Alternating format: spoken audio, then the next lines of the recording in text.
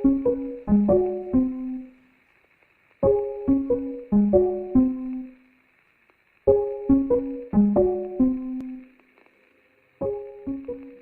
ouvintes, sejam bem-vindos a mais um episódio do Stories. Eu me chamo Juliano Silva e hoje vamos adentrar no mundo sombrio dos vampiros. A gente vai falar sobre Nosferatu, o primeiro filme de vampiro da história, que é um marco do expressionismo alemão e também do cinema mundial.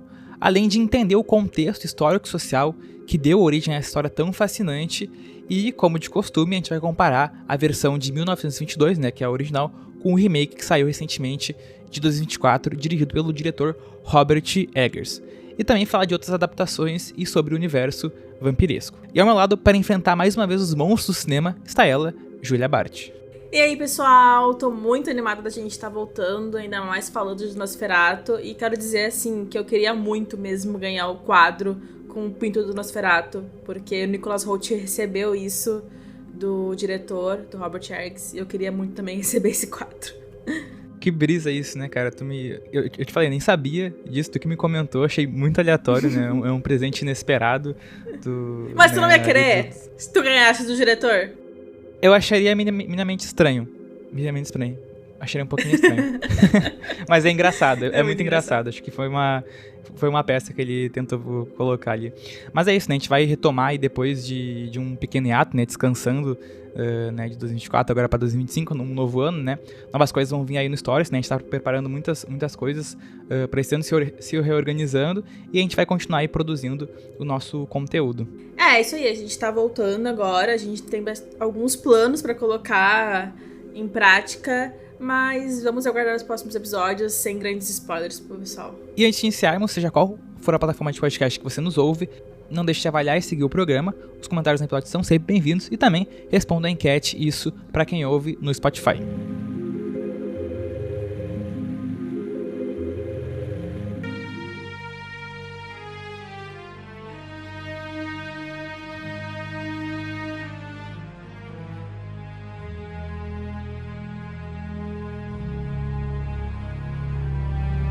Para entender Nosferatu, uma sinfonia de horrores, a gente precisa voltar à Alemanha do início do século XX. O filme foi lançado em 1922, como eu comentei, durante o período conhecido como República de Weimar. E esse era um momento de grande instabilidade política, econômica e social na Alemanha. E isso é um resultado da derrota da Primeira Guerra Mundial e das pesadas sanções do Tratado de Versalhes, que impôs reparações econômicas, agravando a inflação e mergulhando o país, a Alemanha, em uma instabilidade social.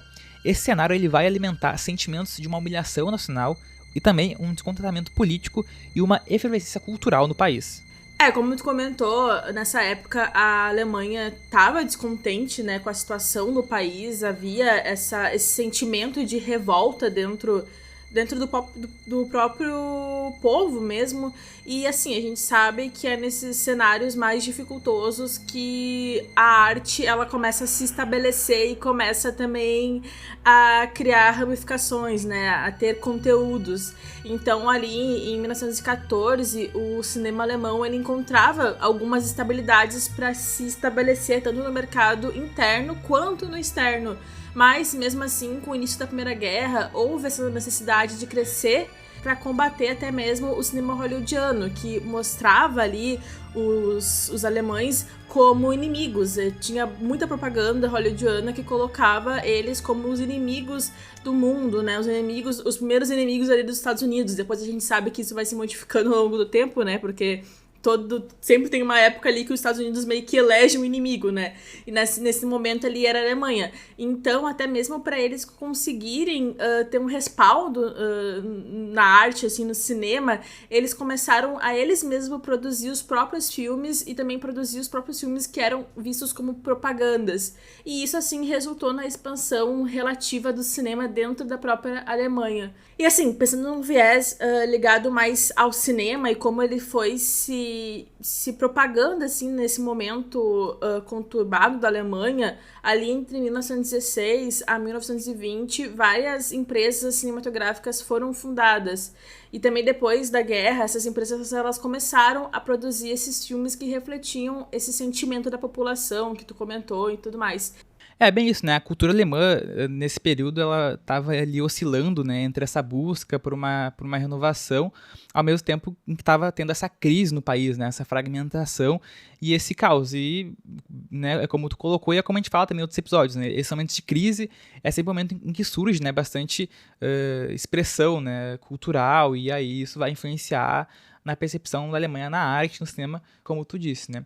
E essa sociedade alemã, ela estava devastada, né? Passou por desemprego em massa, e junto disso tinha essa sensação de pessimismo, de desesperança, que vai criar toda essa angústia social que reflete na arte. E aí vai surgir o expressionismo alemão, que surge como essa resposta cultural a essa crise. E para quem não sabe, né, o expressionismo ele buscava traduzir emoções humanas profundas, como medo, alienação e angústia, em formas visuais. E o Nosferatu, que é o filme que a gente vai debater no episódio, que foi dirigido pelo F.W. Murnau, ele é um exemplo perfeito disso. Então a gente vai ter aí as sombras exageradas, os ângulos distorcidos e um clima sombrio que vai refletir não apenas o terror da narrativa do filme, mas também o estado de espírito de uma Alemanha que se sentia sugada pela crise. E com essas peculiaridades, né, que vão surgir em cada modalidade artística, o expressionismo ele se desenvolve com o trabalho dos pintores no final do século XIX. Então, antes de ir para o cinema, ele surge na arte, né, isso tanto no século XIX e começo do século XX.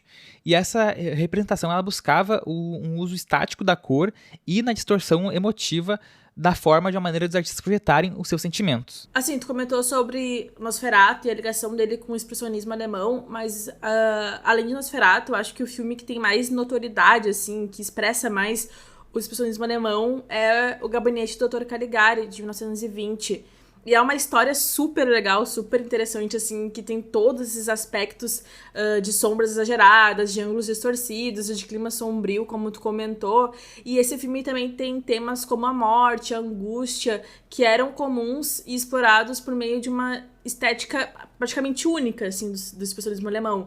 Então, eu acho que o Gabinete do Dr. Caligari é o primeiro filme que é, de fato, assim, marcado... Não, esse aqui é expressionismo alemão e, assim, ele é passado em todas as aulas de cinema sobre expressionismo alemão. É sempre o primeiro filme a ser comentado. E com a guerra, né, o cinema alemão ele foi muito boicotado. Então tinha essa questão de não entrar filmes de fora e nem haver uma distribuição internacional da produção da Alemanha, né? Então eles acabavam só produzindo internamente. E aí surge, né, o Dr. Caligari, e ele é um dos primeiros filmes que acaba realmente tendo aí uma divulgação internacional, ele entra no cenário mundial, e é a partir daí que a Alemanha ela é descoberta, né, no sentido internacional cinematográfico. E isso graças também a um grupo, né, que se organizou para tentar incentivar, né, a produção de estúdios, né, que meio que juntou uma rede de estúdios que é a sigla UFA, né, UFA. Eu não vou tentar a pronúncia em alemão, que é difícil, mas é o universo no filme e aí é o alemão. E aí ela vai juntar essa rede de estúdios, né, tanto estatais e privados, com esse objetivo de impulsionar os filmes, né. E isso vai estar tanto no período da República de Weimar até o Terceiro Reich. E, como tu comentou, né, também vai ser uma forma de fazer uma concorrência, né, de bater de frente com Hollywood. Então, fazer essa contrapartida, trazer essa percepção alemã do cinema. Então, realmente, o Dr. Caligari ele vai ser extremamente importante, né, para consolidar o gênero do expressionismo alemão, né. Até se comenta, né, que o Nosferatu ele não seria o principal símbolo do expressionismo, até porque ele foi gravado em locais externos, né, não em estúdio, que muitos filmes são estúdios do expressionismo alemão, né, que são estúdios que são criados, são montados, né, que fazem o próprio estúdio, até para essa questão criativa, né, de produzir o próprio filme e, né, a estética da obra. Tu comentou sobre o Nosferatu ser gravado em estúdio e tem algumas características bem comuns que a gente pode identificar no expressionismo alemão. Aí, assim, começando pela composição, que é a cenografia, a fotografia, os personagens, eles usavam roupas e maquiagens bem exageradas, que destacavam ali as suas emoções e também a sua psicologia, a sua mente, como é que funcionava. Também tem a questão dos cenários futuristas distorcidos, que são essas estruturas com formas irregulares, ângulos incomuns e proporções surreais. Tem também a iluminação mais dramática, que é essas luzes e sombras intensas que criam esse ambiente misterioso e sobrenatural. Já na temática, a gente tem ali os vilões marcantes que representam o mal absoluto e que muitas vezes são cruéis, assim, e enigmáticos, né? O próprio Nosferatu também é enigmático. Tem também os duplos fantasmagóricos, que são figuras que exploram a dualidade humana e o confronto entre razão e instinto. E os monstros icônicos, que simbolizam medos profundos, como o da morte e da doença. E também a gente pode falar um pouquinho sobre a estrutura narrativa desses filmes, porque normalmente são estruturas mais emolduradas, que são histórias dentro de histórias, como memória ou relato. Até o próprio Nosferatu tem isso, né? Porque o filme começa falando uma pessoa, assim, de fora, contando a história que contaram pra ela. Então já tem um pouco dessa estrutura narrativa. E também a questão de pouco ou nenhum letreiro explicativo. Então, assim, eles dão muito mais ênfase pras emoções dos personagens e com pouco texto, assim, em tela. E o uso criativo do fora de tela, o off-screen, que eu acho que é a marca principal, assim, pra mim, do expressionismo alemão, que são sons e sombras que sugeriam eventos fora do enquadramento, pra criar esse suspense. Então aquela mãozinha do Nosferatu, a sombra dele aparecendo, é isso, é off-screen. Né? E até para compensar essa questão da falta de grana, que a gente comentou de sofrer o boicote, né? Como eu comentei, eles produziam cenários, eles faziam cenários pouco realistas, eles pintavam também os cenários, pintavam as paredes, até a questão de gravar à noite, né? Era pintado, a noite era pintada, tanto as sombras, né? Então eles usavam da criatividade mesmo para produzir essas obras e produzir também essa questão tão individual, né? Do que é o expressionismo alemão tentando se expressar a partir desses sentimentos, né, dessas histórias narrativas que vão falar sobre loucura, sobre insanidade, sobre traição e outros temas que vão ligar muito à questão existencial do trauma da Primeira Guerra Mundial. E sobre o Nosferatu, né, propriamente, eu até queria te perguntar assim, como é que foi a primeira vez que você teve contato com tanto o conceito de vampiro e também com o Nosferatu, onde tu viu, se faz muito tempo, se foi recente? Eu não lembro, assim, a primeira vez que eu tive contato com ele, mas eu acredito que tenha sido no episódio do Bob Esponja, porque todo mundo, praticamente, que assistiu o Bob Esponja viu esse episódio que o Nosferatu aparece, que é um episódio especial de Dia das Bruxas, que ele faz uma aparição bem rápida, assim, é uma cena onde tá o Lula Molusco e o Bob Esponja, e eles estão ali dentro do Siri Cascudo, e tem alguém apagando as luzes, e eles descobrem que quem tá apagando as luzes é o Nosferatu. Então, e é bem legal porque é meio que um recorte do personagem. Então, assim, não é ele no mesma arte do Bob Esponja. É um recorte do próprio personagem dentro da cena. E eu acho que é bem legal essa aparição que ele faz na série. E eu acho que foi, assim, a primeira vez que eu tive contato, talvez, porque eu não lembro de outra vez. Mas eu acho que ele é um personagem bem intrínseco. Eu acho que ele tá sempre, assim, no imaginário popular de alguma forma. Ele conseguiu um grande espaço na cultura, né? Eu também diria a mesma coisa. Eu lembro do personagem no episódio do Bob Esponja, né? Que é esse episódio especial do Dia das Bruxas. E tem, né, toda uma narrativa, né? Que tem o famoso Zé do Picadinho, né? E aí as luzes começam a piscar e aí eles ficam assustados, né? E é todo um rolê pra assustar o Lula Molusco e o Bob Esponja. E aí aparece o Nosferatu, assim. Mas eu lembro bastante desse episódio, mas eu acho que eu acabei tendo contato primeiramente com o Nosferatu naquele rolê de ficar procurando lista de filmes, né? Acho que já contei aqui em outros episódios que eu fazia muito isso, de pegava ali a lista de melhores filmes de terror, e eu acho que uma leva desses, assim, eu acabei assistindo Nosferatu, e aí, né, depois eu fui ligar com um episódio de Bob Esponja, né, e até é muito interessante porque o diretor do remake, né, o Eggers, ele até comentou, ele foi entrevistado, né, e aí uma entrevista ele falou, acho que numa premiere do filme, do remake do Nosferatu, ele fala que ele agradece, né, ao Bob Esponja por introduzir o Nosferatu a um público, né, transformar ele mais popular, enfim, a um público diferente, porque muita gente lembra, né, desse episódio, porque acaba sendo um episódio muito memorável, assim. E eu acho que, além do Nosferatu, assim, acho que a gente acaba também tendo contato com o conceito de vampiro muito recente, né.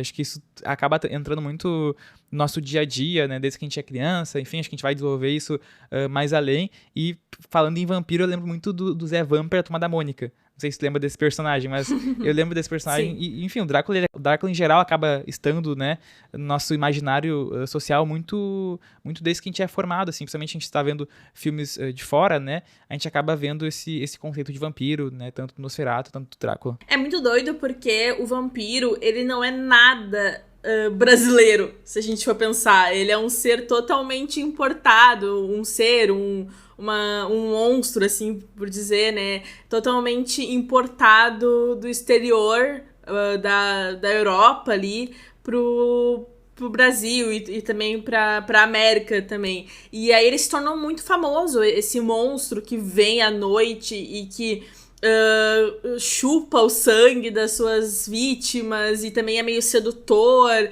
e não pode... E tem inúmeras regras pra ser um vampiro, assim. Tem desde a questão do alho, do crucifixo, tem também não poder sair durante a luz, tem não poder entrar sem ser convidado. E aí é interessante que quando ele foi sendo adaptado, e tem inúmeras obras sobre vampiros, ele foi ganhando muitas conotações. Então eu acho que, de uma forma geral, é um personagem muito interessante e que eu acho que todo mundo meio que abraçou. Eu vou dizer assim, sinceramente, eu amo filme de vampiro. De verdade, desde Crepúsculo ali, amo séries de vampiro. Assisti agora, recentemente, Entrevista com o Vampiro, a série. Estou lendo o livro Entrevista com o Vampiro. Então, assim, pra mim, meio que isso amo, de paixão. Assisto tudo que tiver sobre vampiros. Eu acho que é algo muito interessante. E é um personagem que ele foi bastante explorado, né? Tanto na literatura, no cinema, né? Ele surge aí a partir dos mitos, a partir das lendas, ele vai sendo reformulado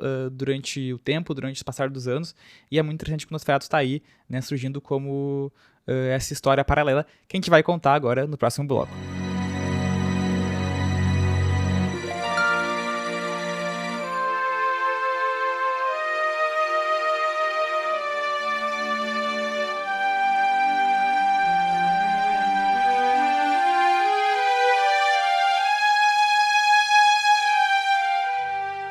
Imagine o ano de 1838. O vento uiva pelas montanhas da Transilvânia e um silêncio pesado paira sobre a região, enquanto o jovem casal não imagina o que está por vir. Hutter é um agente imobiliário que recebe uma missão de viajar até um castelo distante para fechar um negócio com um misterioso conde. Ele deixa para trás sua amada esposa Ellen com um beijo de despedida e a promessa de um retorno rápido. Desde o início, há algo de errado. As pessoas que Hutter encontra pelo caminho olham para ele com medo e desconfiança. Só de mencionar o nome do Conde Orlok, elas recuam como se falar dele fosse invocar uma maldição. Mas Hutter segue em frente e chega até o seu destino no castelo. O Conde Orlok não é um homem comum. Sua aparência é grotesca, quase desumana. Olhos profundos, uma silhueta esquelética e uma aura de puro terror. Ele é Nosferatu, uma criatura das trevas, um vampiro que não conhece a luz do dia. O Conde Orlok não está interessado apenas em propriedades. Ele vê uma foto de Ellen no colar de Hutter e fica obcecado por ela. A partir daí, a vida de Hutter se transforma em um pesadelo. Ele é mantido prisioneiro, testemunhando horrores indescritíveis, enquanto o vampiro planeja sua próxima vítima, Ellen. Agora, Hutter precisa encontrar forças para escapar e voltar para casa. Ele sabe que o Conde Orlok não vai parar até alcançar Ellen e espalhar seu império de terror pela cidade. Essa é a história de Nosferatu, uma sinfonia de horrores. Um filme que não só define o gênero de terror, mas também nos leva a uma jornada sombria sobre o medo, a obsessão e a luta pela sobrevivência.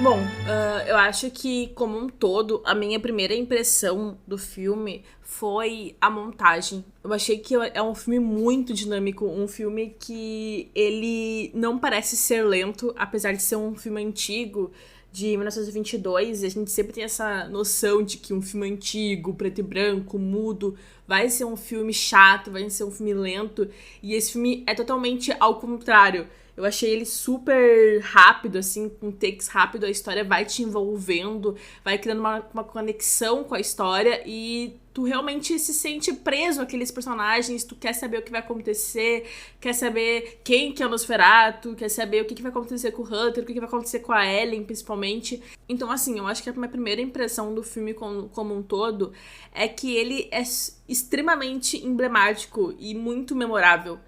Até depois que tu assiste, tu ainda continua com algumas cenas na cabeça, tanto a cena do Nosferatu aparecendo e como ele é posto em tela, eu acho muito forte.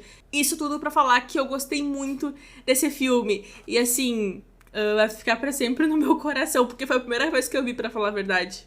Como eu comentei, né, eu encontrei Nosferatu em uma lista, né, de obras de terror, e eu assisti quando era criança, e eu lembro que da primeira assim, impressão que eu tive, eu fiquei muito fascinado pela história. Tanto pela história, mas quanto pelo potencial que o filme tinha. E mesmo o filme sendo antigo, né, como a gente comentou, de 1922, né, e ele sendo um filme de época, ele é preto e branco, ele é um filme mudo, ele é um filme que chama atenção, ele é um filme que te causa, assim, um anseio para tentar entender o que tá acontecendo e, né, saber da história. E assistindo ele agora pro episódio, acho que o filme ele ficou ainda melhor. E acho que cada vez que a gente assistir ele acaba, né, melhorando nesse sentido. Porque eu acho que ele foi um filme que eu assisti ele no meu processo de criar um repertório, né, cultural e cinematográfico. Então, ter contato com esse filme, assim, me deixou muito fascinado pela história, tanto pela narrativa, mas também pela forma que a história é contada, né? Como a gente falou do expressionismo alemão, e como ele traz conceitos pro cinema alemão, né, em geral. Então a gente vai ter aí as sombras do Nosferatu na parede, né? As mãozinhas dele na parede, eu acho muito engraçado, pra mim isso é muito memorável. Então, realmente, é um filme que eu acho que ele é fácil de assistir hoje, não sei se a gente tá falando muito uma questão de a gente ver bastante filme antigo, ser algo muito de nicho, mas eu acho que além disso ele é um filme realmente fácil de assistir. Eu acho que as pessoas vão ficar instigadas se colocar o Nosferatu pra assistir, mesmo sendo mudo, preto e branco, ele ainda ele é um filme amarradinho, ele é um filme que tem uma narrativa de início, meio e fim, e ao mesmo tempo que traz, né, as inovações do movimento do cinematográfico na Alemanha, né, traz inovações, ele acaba criando um marco pro cinema de terror e também criando clichês que vão ser reproduzidos, né, em relação a apresentar um monstro, né, como o Nosferatu em tela. Total, eu acho que tu falou tudo, assim, porque ele realmente deu voz pro expressionismo alemão, apesar de não, como a gente comentou, não ser um filme considerado o marco, o melhor, que demonstra o expressionismo alemão, mas ele sim trouxe ali um marco e também, como ele conseguiu ter uma ampla distribuição, eu acho que ele meio que levou o movimento para outros lugares e fez com que as pessoas também procurassem outros filmes sobre o expressionismo alemão para ver mais a fundo do que se tratava. E sobre a questão da narrativa, eu acho também que é uma narrativa que tem começo, meio e fim muito bem estabelecidos, e isso é muito legal. E eu queria só pontuar que, pra mim, o melhor é o próprio Nosferatu, a própria caracterização dele, porque ele se torna um ícone. Eu acho que vendo como ele é posto em tela, como ele não é escondido, como ele tá sempre aparecendo desde o primeiro momento ali que ele surge, ele depois nunca mais aparece nas sombras, mas também aparece sendo revelado por completo. Então eu acho que isso é muito legal e faz com que a gente ainda se aproxime muito mais do personagem. É isso aí, e até a gente continuar falando da questão do filme em geral, né? Acho que é interessante contar a história da produção, né, do Nosferatu, porque é uma história muito complexa, uma história quase trágica, né? A gente quase que a gente não acaba tendo contato com esse filme, porque o Nosferatu, né, ele é a primeira produção e a única produção do estúdio Prana Film, que foi uma produtora fundada em 1921 pelo Henrik Dickman e pelo Alben Grau. E ambos, eles eram ocultistas, até Prana Film significa energia vital.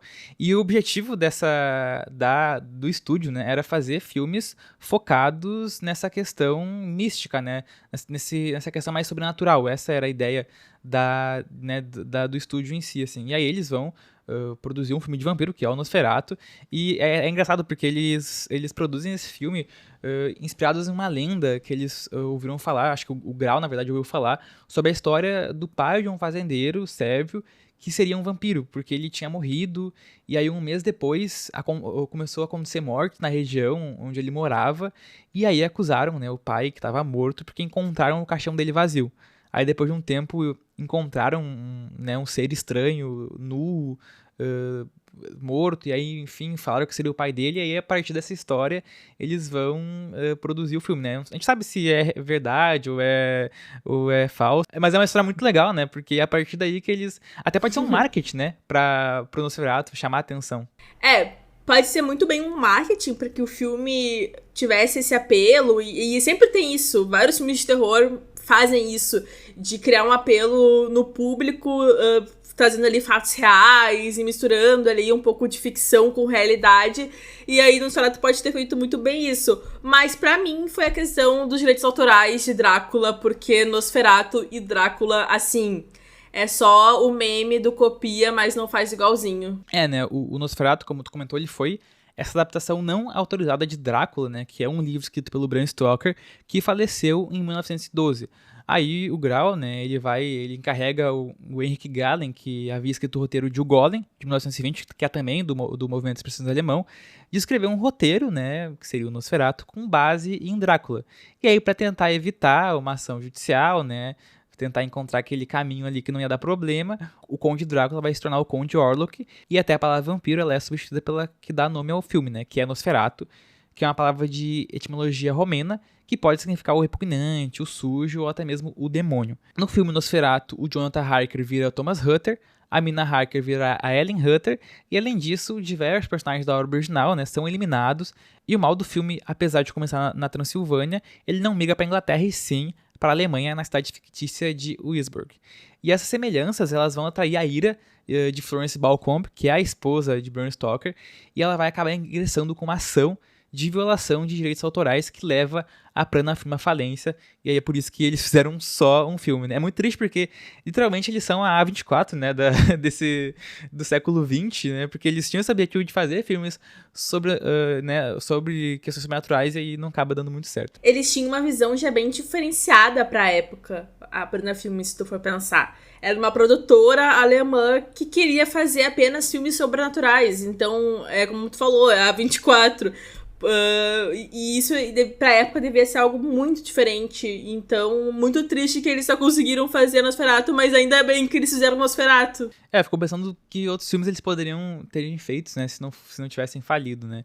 E a partir dessa petição judicial que a Florence ela vai colocar em cima deles, ela vai exigir não somente a reparação em dinheiro, mas também a destruição imediata de todos os negativos, todas as películas ou cópias já reveladas de Nosferatu. Mas, por nossa sorte, o processo ele vai ter resultado só em 1925. E aí, várias cópias completas da obra de Murnau, que é o diretor, já havia sido levada à distribuição fora da Europa e ao longo dos anos, novas cópias foram feitas, permitindo que a obra sobrevivesse até os dias de hoje, imortal como o vampiro, né? Essa é uma história muito boa, porque a gente poderia não estar falando sobre Nosferatu, o filme não poderia nem ter existido, ele poderia ter sido esquecido, né? Como diversos outros filmes que acabaram não sendo, né, mantidos, né, preservados. Sim, e até tu comentou sobre que o filme ele foi levado pra fora, distribuído, e naquela época, quando a distribuidora adquiria o filme, ela podia mexer no filme como quisesse. Então existem várias cópias do filme e tem algumas até coloridas, também as mais famosas que são em preto e branco. E assim, também é interessante a gente pensar que a primeira produção fílmica de temática vampiresca que resistiu até os nossos dias é justamente o Nosferatu. Até teve outros filmes antes dele, teve o primeiro filme que é conhecido sobre vampiros, ele data de 1913, teve também outro em 1917 e em 1920 sabe-se de um filme russo chamado Drácula, que parece ter sido a primeira adaptação cinematográfica do livro de Bram Stoker.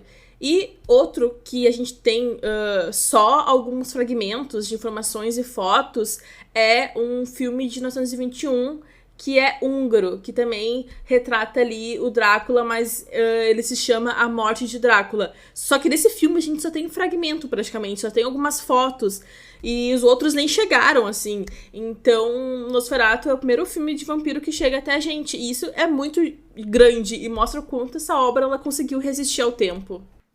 Né, e como eu falei, graças que a gente pode estar falando sobre esse filme, porque ele vai trazer toda uma nova perspectiva pro gênero de terror, ele vai abandonar a primeira imagem, né, de Drácula, do Bram Stoker. Claro que o Bram Stoker ele vai juntar diversos mitos, né, lendas e contos sobre vampiro, vai né, juntar tudo e criar esse vampiro Drácula contemporâneo, né, e aí o Murnau, que é o diretor do Nosferatu, ele vai apresentar um vampiro, um Drácula, entre aspas, né, que é o Conde Orlok, de uma forma totalmente diferente, né, que a gente tem um personagem que é grotesco, que é assustador, ele é animalesco, né, então o filme ele vai ter um impacto profundo no cinema de terror, redefinindo esse papel do monstro, explorar essa questão do medo, essa dimensão mais psicológica e visual, né, porque é um personagem, como a gente falou, né, pra quem não conhece a imagem do Nosferatu, acho que seria bom dar uma pesquisada pra dar uma olhadinha pra entender o que a gente tá falando, porque é um personagem que tem uma cabeça alongada, ele é calvo, né, ele tem orelhas pontudas,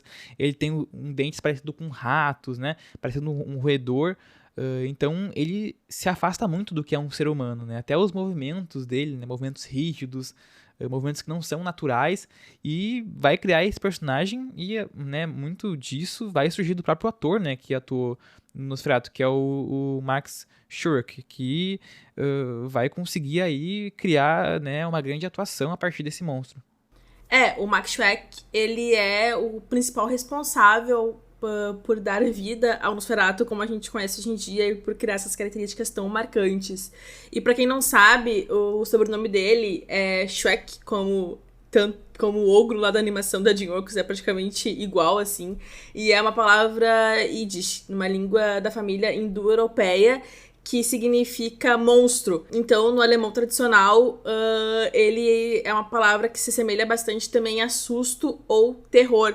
E eu acho que foi bem proposital, assim. Ele deve ter pegado esse nome ali pra realmente criar esse aspecto todo em volta dele mesmo, que acabou se criando, dele ser dele ser essa pessoa mais misteriosa, que fica mais nas sombras e que condiz bastante com o personagem dele. E uma das partes importantes disso, né, como é um filme mudo, né, em que a expressão tanto das cenas e também dos atores, ela tem que ser mais corporal, né, tanto corporal também, tanto na questão do olhar, e ele sai muito bem nisso, né, ele acaba criando toda essa tensão do que é o Nosferatu, toda essa imersão do personagem por causa da atuação, né, ele consegue convencer, né, nós que realmente é um ser assustador, é um monstro totalmente diferente, e imagino para quem tava, né, assistindo em 1922 e vendo em tela, né, esse personagem.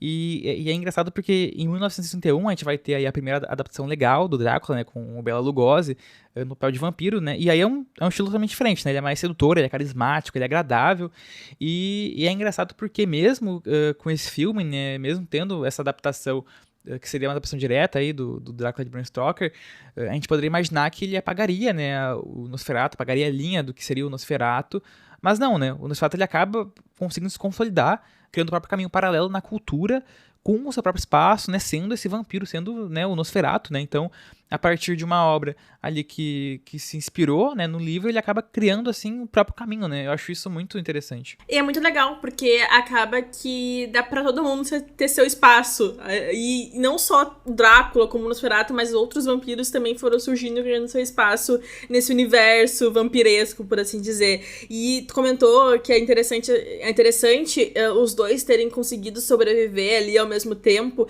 até porque o próprio Drácula do Bela Lugosi é um baita filme, esse eu já tinha visto, eu adoro esse filme, eu acho um filme super interessante, super envolvente, muito pela atuação também do Bela Lugosi, então assim, os dois conseguiram sobreviver e conseguiram criar ali as suas próprias vertentes, e hoje em dia todo mundo gosta, assim, eu não acho que todo mundo que vê os dois filmes vai curtir os dois filmes, porque apesar deles terem ali a mesma história, eles são personagens diferentes, e isso é o mais extraordinário. Né, e como eu comentei, essa questão mais assustadora do Nosferatu, a gente vai ter esse personagem que é muito ligado, né, ele tem ali dentes de rato, ele é muito mais ligado a uma questão de doença, a pragas, né, e isso é expressado no filme, né, a parte em que ele vai até a cidade, né, ele leva os ratos, né, ele meio que leva uma doença ali, acontece meio que uma pandemia, e acontece uma pandemia bem no período que estava passando a gripe espanhola, né, então é nesse período que a gente vai ter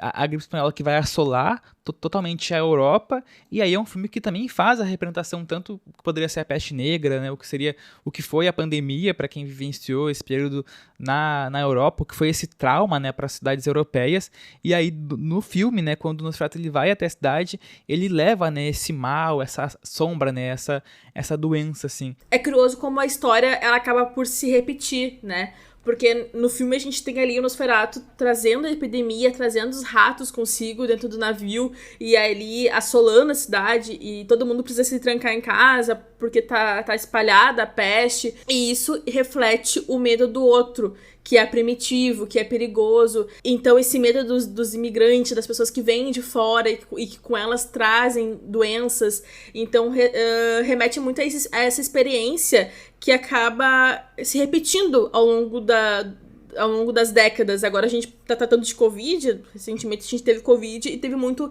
essa assimilação das pessoas que vinham de fora, vinham do exterior e traziam para dentro dos países a doença. Então, eu acho fantástico quanto as coisas acabam se repetindo.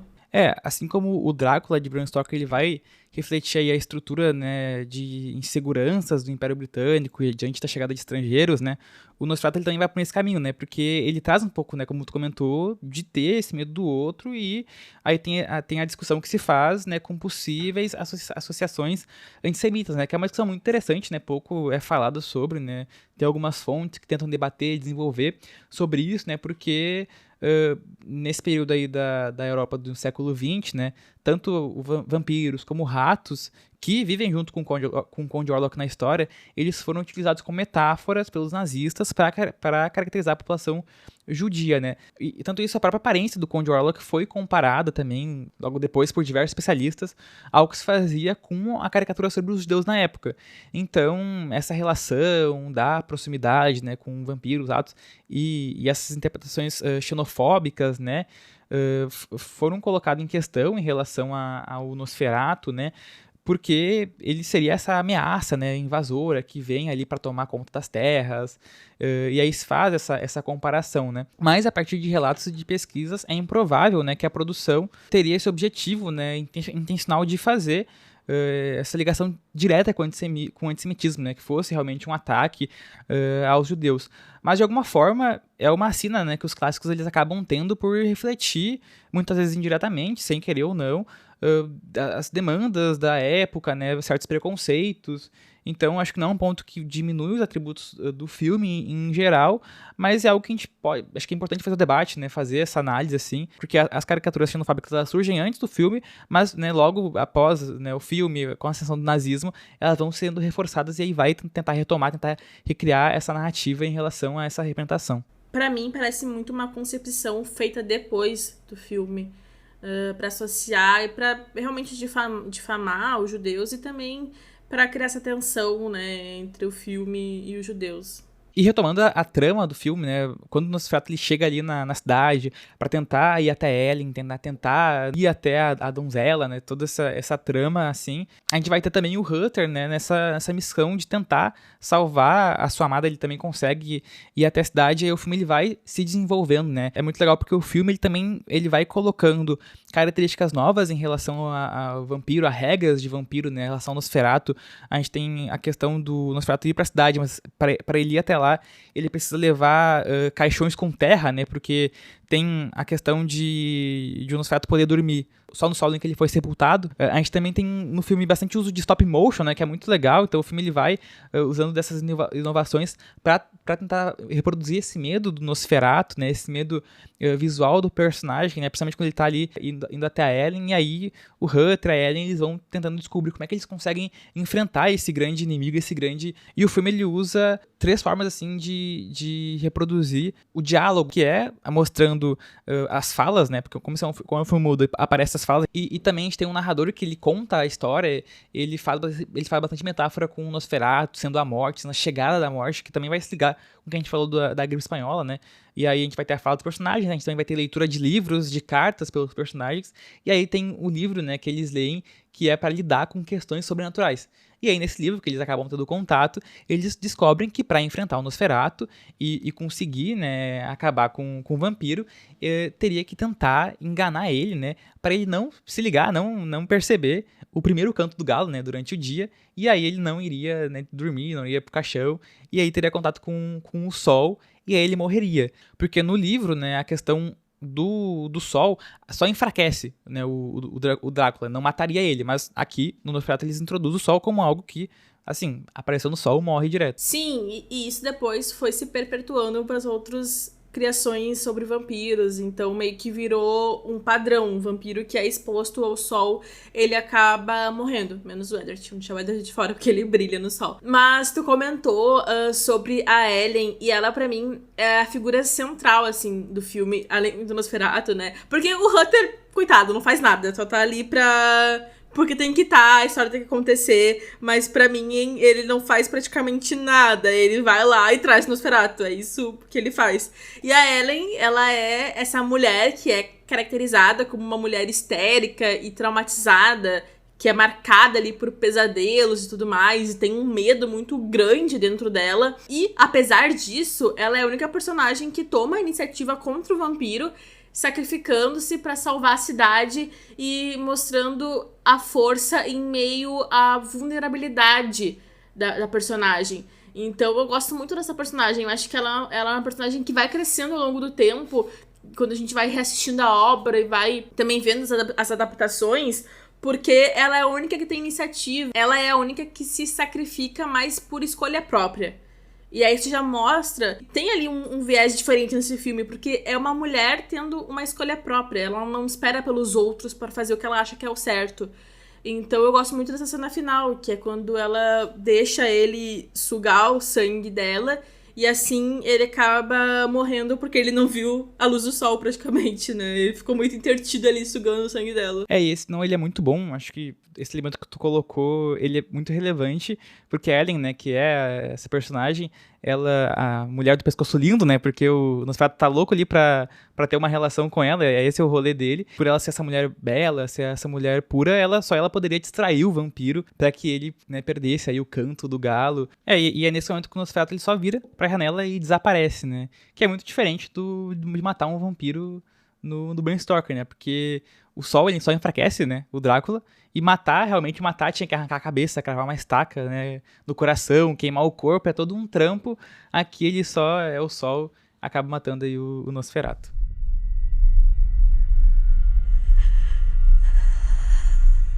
Come to me. Come to me. Hear my call. The vampire.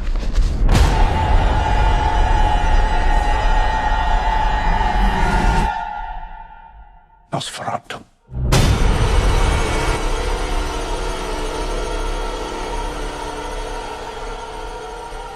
O remake de Nosferatu estreou no dia 2 de janeiro nos cinemas brasileiros. A nova adaptação do filme de 1922 sobre o Conde Orlok e é dirigido pelo Robert Eggers, que é conhecido por ser o destaque aí da nova geração de diretores de filmes de terror e responsável por produções como A Bruxa, de 2015, O Farol, de 2019, fez também O Último Homem do Norte.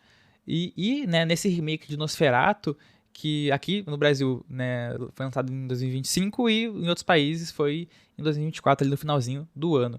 Nesse remake a gente vai ter o Bill Skarsgård como o Conde Orlok, a Lily Rose Depp como o Ellen Hutter, o Nicholas Hoult como o Thomas Hutter e o William Dafoe retornando a esse universo como o Prof. Alben Eberhardt, entre outros atores aí na obra. Tá lembrando que a gente tem um episódio sobre A Bruxa, que é o episódio 11 do Stories, que a gente fala sobre do mito bíblico ao cinema, falando sobre o universo de bruxas e como isso foi se construindo no cinema.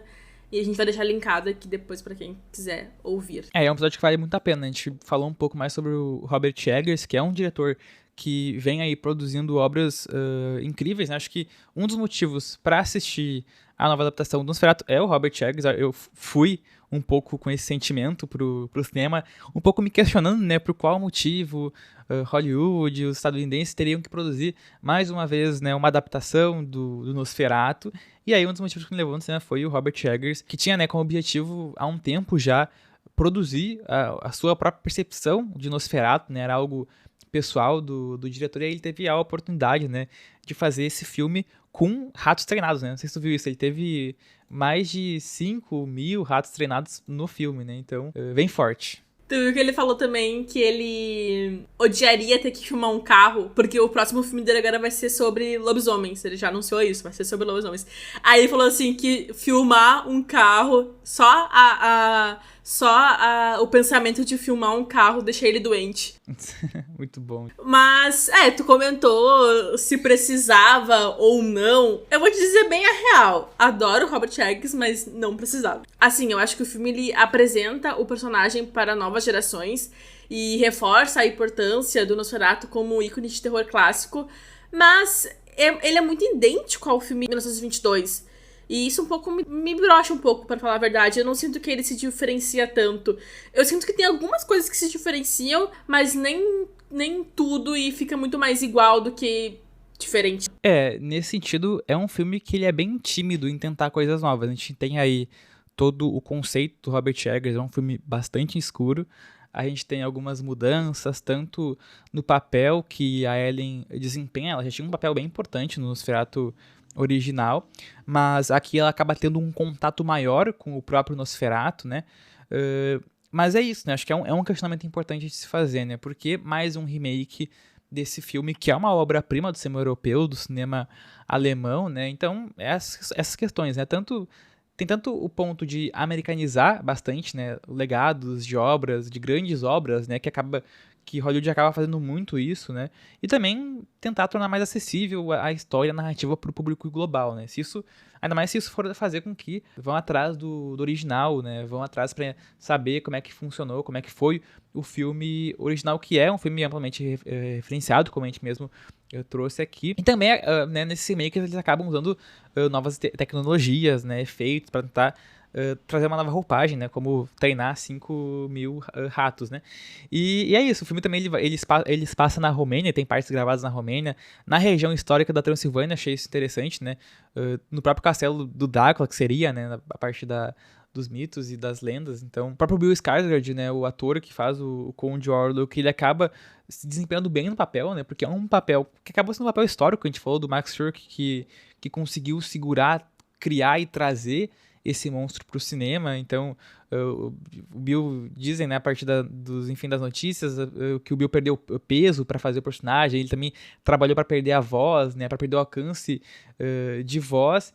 Então a gente vai ter bastante essa imersão, né, da história do Nosferatu e, como tu falou, algumas pequenas mudanças. Sim, eu acho que a principal mudança que a gente pode comentar é na figura do Nosferatu, no visual dele, porque enquanto lá no filme de 1922 a gente tem esse ser que é mais animalesco, que tem ali os dentes, é carequinha, tem as orelhas pontudinhas, aqui é totalmente diferente, ele tem um bigode enorme, e assim... O bigode eu não tanco. Nossa, pois é, cara. Assim, eu não sei qual que foi a noção que eles queriam passar com o personagem, mas eu acho que destoou muito. Isso pra mim foi um pouco, assim, que me tirou do filme. Eu acho que o Nosferatu em si, ele destoa muito do filme. Primeiro, que ele não é que nem de 22, que tá sempre aparecendo em cena. Tem uma cena inteira dele focado na câmera, assim, e fica um tempão na câmera, né, o de 22. E aqui não, aqui ele sempre tá nas sombras, ele sempre tá...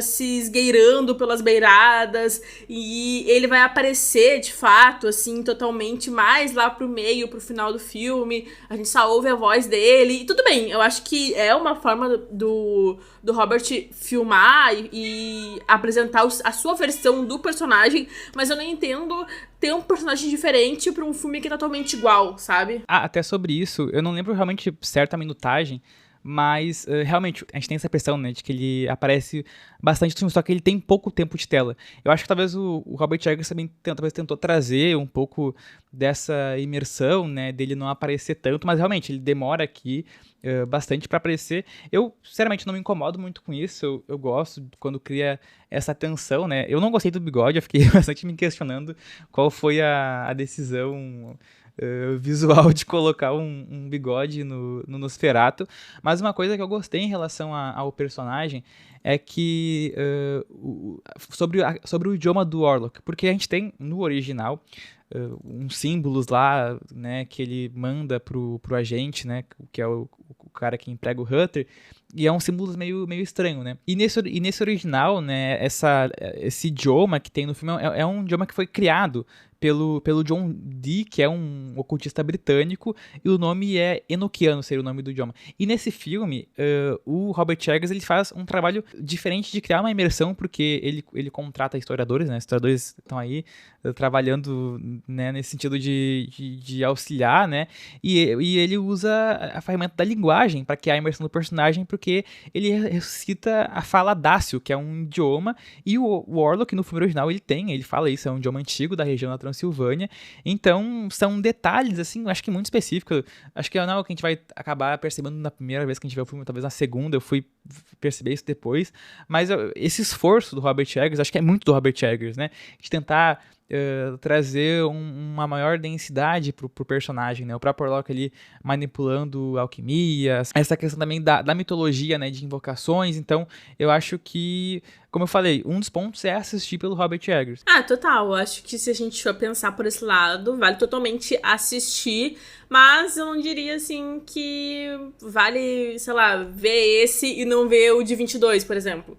Pra mim, eu acho que o de 22 ainda tá valendo muito mais. E até tu comentou sobre esse esforço do Robert Eggers em criar esses artifícios ali pra ter realmente um filme próprio dele. Eu acho legal também como ele vai explorando temas modernos no filme. A própria Ellen, ela tem uma temática muito mais densa nesse filme, falando sobre a liberdade sexual e sobre desejos reprimidos. Então o filme meio que amplia a discussão psicológica da personagem do que é do original, porque no original a gente vê lá uma mulher com histeria. O pessoal vai pensar quando vai ver o filme. E aqui não, aqui tem uma mulher que tá sendo reprimida, que procura o Nosferatu porque ela tem esse desejo, porque ela tá se sentindo sozinha, porque ela tá se sentindo carente, e é nesse ser que ela encontra esse afago, nem pelo afeto, né, porque eles só queriam transar na real, mas encontra ali uma pessoa que tá disposta a entender ela, e é algo que eu gostei muito que foi trazido por esse novo filme.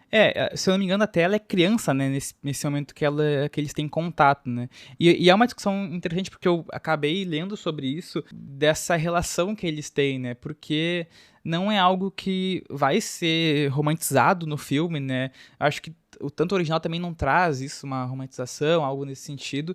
E aqui acaba sendo um pouco mais pesado, porque a gente já tem o filme iniciando com uma cena dela, né, criando essa relação com esse ser, com o Nosferatu, por ela se sentir sozinha, como tu comentou, mas aí eu não sei como é que tu interpreta esse ponto, porque parece muito mais que é uma relação de abuso, né, porque ele vai se aproveitar dessa menina, enfim, adolescente, criança, acho que ela é bem mais jovem, pra possuir o corpo dela e aí criar essa relação que a gente vai ver que durante o filme vai se desenvolvendo. Pois é, eu acho que, assim, existe uma relação entre eles que é, como eu falei, puro desejo, é só realmente desejo sexual, não tem romance, e ainda bem, porque o Drácula, se a gente for pensar, já traz algo mais ligado a romance com a personagem principal. E aqui não, aqui eu vejo muito mais como o desejo sexual dos personagens em querer ter essa liberdade e querer também demonstrar os seus desejos, tanto do Nosferatu quanto da Ellen. E a Ellen, ela tá nesse momento mais vulnerável e por isso que ela pede por ele e ele acaba chegando até ela. Então, eu vejo muito mais como depois, né, quando o filme vai se desenrolando e ela vai sendo possuída ali por ele e tudo mais, eu vejo muito mais como ela sendo uma pessoa reprimida, uma pessoa em que o marido não ouve ela, o marido não dá atenção pra ela não tem esse respaldo do marido, ele tá sempre longe dela, sempre viajando, sempre prometendo que vai voltar e prometendo que vai fazer com que a vida deles funcione. E esse é um dos pontos que eu gostei, na verdade, assim, de trazer um maior contato com a Ellen. Claro que no original o Nosferatu ele acaba tendo esse contato olhando a imagem dela quando o Hutter chega lá no castelo dele, mas aqui é como se eles estivessem construindo uma relação meio que à distância, né? Eles têm ali uma conexão, assim, ela sente ele sente ela, eles têm esse desejo, mas claro que acaba muito mais a parte da sedução dele, né? Por ele acabar usando realmente a fragilidade dela, ela enquanto como tu falou, acho que reprimida talvez é uma boa palavra para usar, porque tanto na questão familiar quanto né, na questão ali do casamento dela, porque parece que ela quer transar com o Hutter, é isso que ela quer, né? Ela só quer isso, é isso, mas ele não, eu vou melhorar nossa vida, eu vou resolver, vou mudar nossa... A gente vai ascender socioeconomicamente aqui, eu vou lá na puta que pariu, falar com uma pessoa que eu nem conheço pra conseguir a casa pro Conde Orlok, tá ligado? Então, tipo assim, ele a nada, assim, né? Ele só vai e aí dá toda a merda que é trazer o Nosferatu, né? Trazer o Nosferatu pra cidade.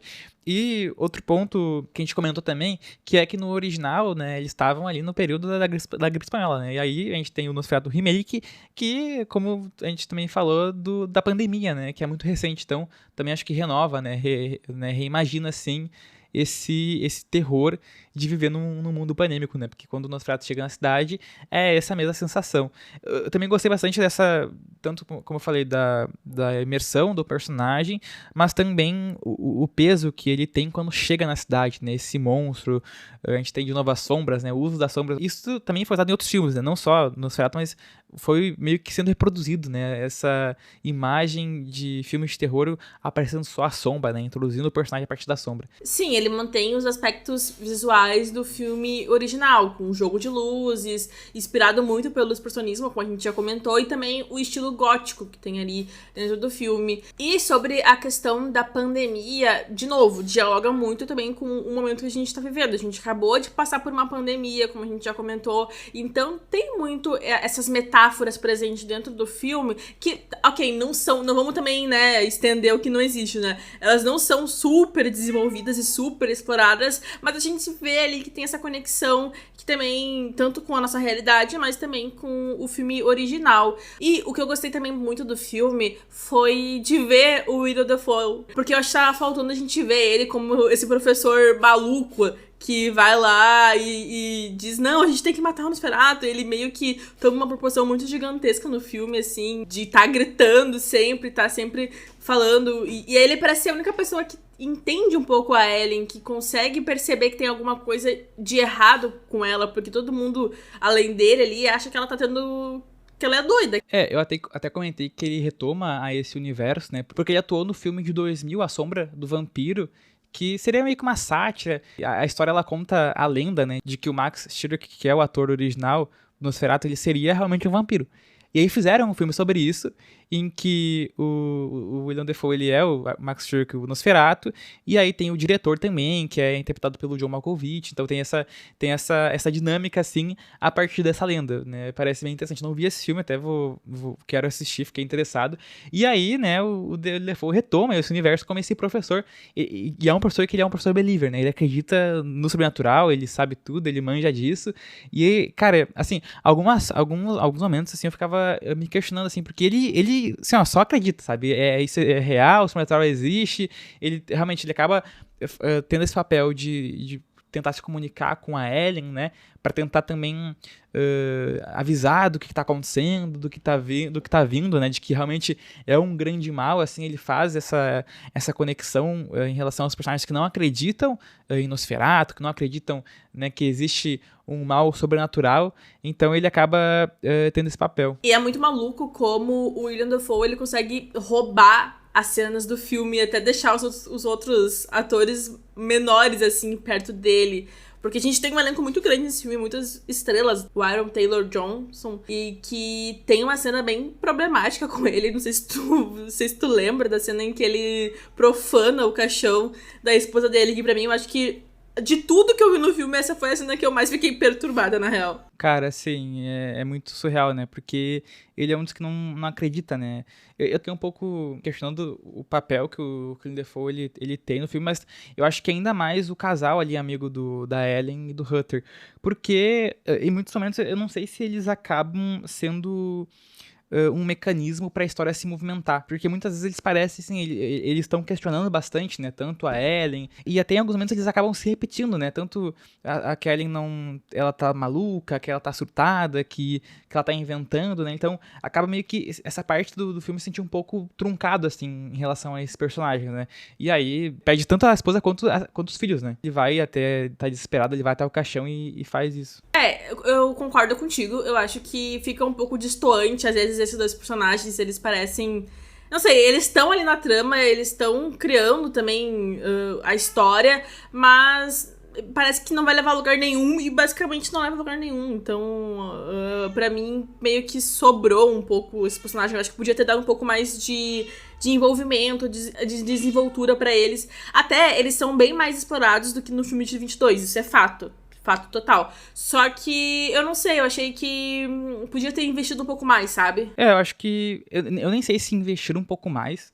Talvez por eles não terem um grande protagonismo no filme original. O Eggers tentou também usar eles como elemento pra alongar a história deles, né? Tentar trazer essa profundidade, só acho que não sei se funcionou muito, mas é aquilo que a gente falou, né? Acho que o Robert Eggers, ele tentou avançar em algumas questões, contar um pouco mais a história, criar essa conexão com a Ellie, mas eu acho que ele poderia ir muito mais, não digo em relação a esses dois personagens, mas em outros elementos, sabe? Eu acho que talvez extrapolar a questão da relação com a Ellie e com o Nosferatu, ou em relação ao próprio Nosferatu, assim, eu acho que ele podia avançar mais nesses debates em relação à questão da sexualidade, né, que é um ponto do filme, mas ele acaba tentando reproduzir bastante o que foi o original, né, ele não tenta ir muito além, ele trabalha com o que ele tem ali, realmente, como a gente comentou, é uma versão de Nosferatu da visão do Robert Eggers, com atores famosos, assim. A própria a atriz que faz a Ellie, que é a filha do Johnny Depp, né? Ela atua bem, assim, eu gosto da atuação dela, principalmente quando ela tá invocada a nada, assim, nada, assim, a gente tá vendo o filme, do nada ela começa a se invocar, a se lamber. Isso eu achei o jeito que foi usado e da forma, assim, eu acho que funcionou. E eu queria te perguntar se tu acha que esse remake ele consegue manter essa crítica implícita do medo do outro, né? Como a gente falou, o filme ele não tem muitas alterações ao original, mas em relação a esse sentimento. Eu acho que sim, mas de maneira adaptada. No remake, como a gente comentou, pode simbolizar a pandemias modernas, como a gente teve a Covid-19, destacando esse medo da contaminação e do isolamento social. E também a questão do medo do outro, ela pode ser interpretada através de temas como a xenofobia, né? Porque a gente viu ali que ele é um ser que vem de outro lugar, que vem do exterior, e aí tem essa divisão, tem esse medo, como a gente comentou. Então, meio que cria esses paralelos. E eu acho que o filme, ele trouxe de volta essa questão do medo do outro, mas não é o foco central. Acho que talvez pela questão do contexto específico e pelo que a gente desenvolveu também desse contexto, da possível ação com o antissemitismo ou com essa relação na época, né? Talvez faça mais sentido, né? Mas ainda acho que é um debate que continua, né? Intrínseco na narrativa do Nosferatu, esse debate do medo do outro. Total. Mas conhecendo como a gente conhece o Robert Eggers, ele vai muito mais pra esse lado do sexual, da depravação. Tanto na A Bruxa a gente tem isso, né? Então acho que é algo que ele consegue trabalhar muito melhor, assim, esse lado das relações sexuais e de como os personagens se veem nesse ambiente, tanto reprimidos quanto não reprimidos, quanto usando a sua liberdade e tudo mais. E o próprio final, assim, ele não tem muitas alterações, né? Acho que tem a questão dele não sumir, ele meio que seca, né? Ele fica todo estranho, assim, em cima dela, ele meio que tá sugando, assim, a parte do peito dela, assim, e aí ele falece, né, dessa mesma logística do sol, né, ele acaba sendo enganado, e nesse filme também, né, acho que tanto no original a Ellen tendo a decisão de, não, eu vou enfrentar ele e eu vou colocar o plano em jogo, aqui ela é ainda mais afirmada, né, tem essa maior independência porque o Hutter, ele, não faz isso, aí meio que o professor engana o Hutter e coloca eles vão enfrentar o Nosferatu, daí eles vão tentar encontrar onde o Nosferatu tá dormindo, né, o caixão dele, e aí eles vão até esse local enquanto o Nosferatu já tá indo em direção a Ellen, né, matar ela, pro plano da Ellen dar certo e conseguir também salvar a cidade ali em relação à peste. E também tem isso, né, porque aqui também tem essa evidência da cidade pandemia, né, deles colocando as cruzes, né, nas casas, e esse medo também da cidade desse monstro, né, dos ratos, da doença em si, que é algo muito presente. Pois é, sobre o final, eu acho que é bem emblemático ele não desaparecer, porque como no filme original ele vira poeira e aqui, como tu falou, ele só seca. Eu acho que a única cena que a gente consegue ver ele por inteiro, então eu acho que é tipo esse deslumbre que o Eggers quis mostrar pra gente. Olha só, esse aqui é a minha concepção do Nosferatu. E sobre a forma como ele suga bem no coração. Então, também, né, voltando a essa questão de que é ele tentando ali ao máximo se apoderar dessas pessoas.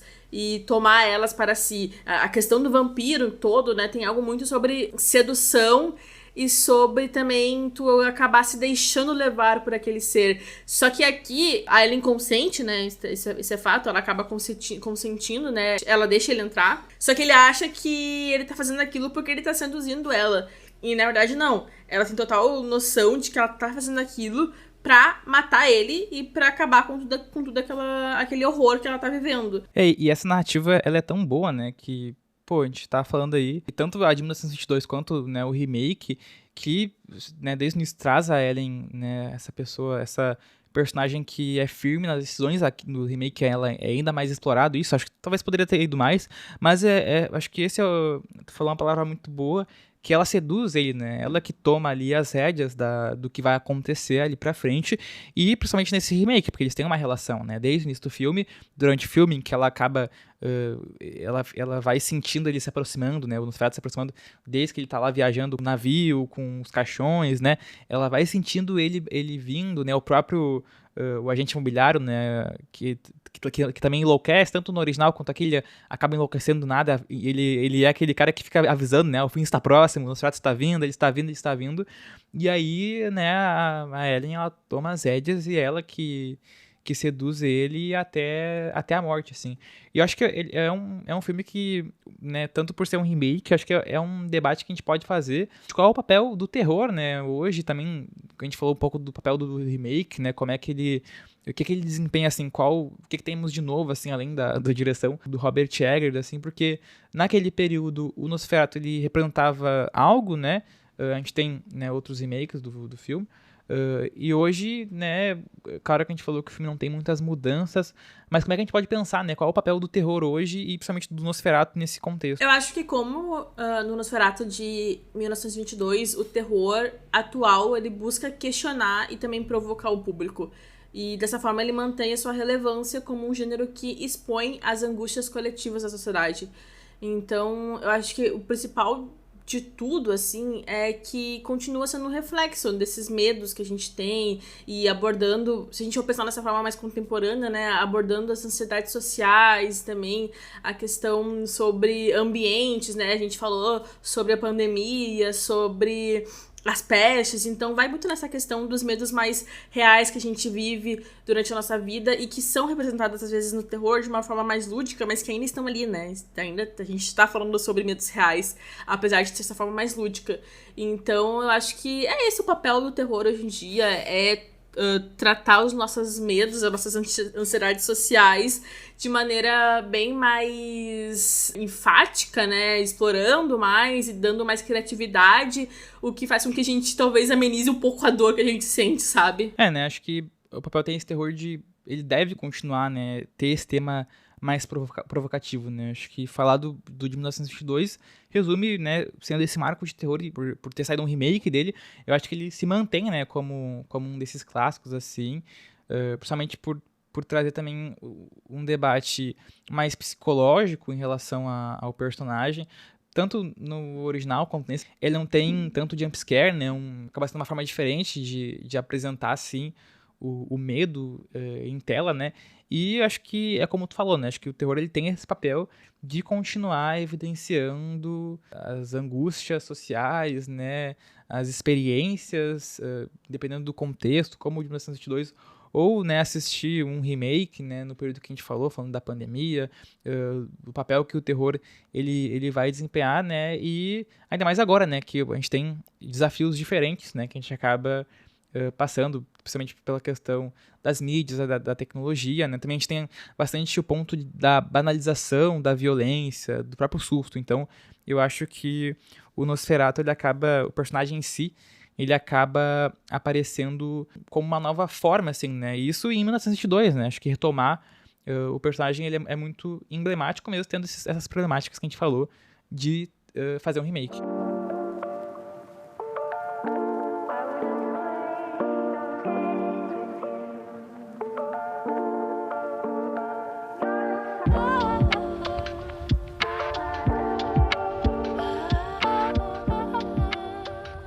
Então, chegamos ao final de mais um episódio do Stories. E não se esqueçam, né, que esse episódio é um recorte, e claro que muitas coisas interessantes e relevantes ficaram de fora. As referências e sugestões estão na descrição, como sempre. E nesse episódio a gente falou aí sobre o Nosferatu, né, falando um pouco do expressionismo alemão, do Nosferatu de 1922, do remake que saiu recentemente, porque, né, o Nosferatu ele continua sendo um personagem muito icônico, tanto do cinema alemão, mas também como personagem assim mundial, que acabou tendo diversas adaptações, né, diversas referências. A gente vê, né, esse personagem redesenhando, né, o mito vampiresco do Drácula, né, criando novas regras, né, tendo o seu próprio caminho dentro da cultura. Então, eu acho que são debates muito interessantes de se fazer, né, ainda mais falando sobre remake que teve. Então, eu acho que foi uma discussão muito proveitosa que dá pra continuar, né? Tanto pra gente falar em outros episódios sobre o próprio expressionismo alemão, falar de outros filmes. Então, eu acho que ainda dá muito assunto. É isso aí. Eu acho que o principal que fica é que sempre dá pra fazer um remake, não importa. Acho que, apesar da gente achar que não...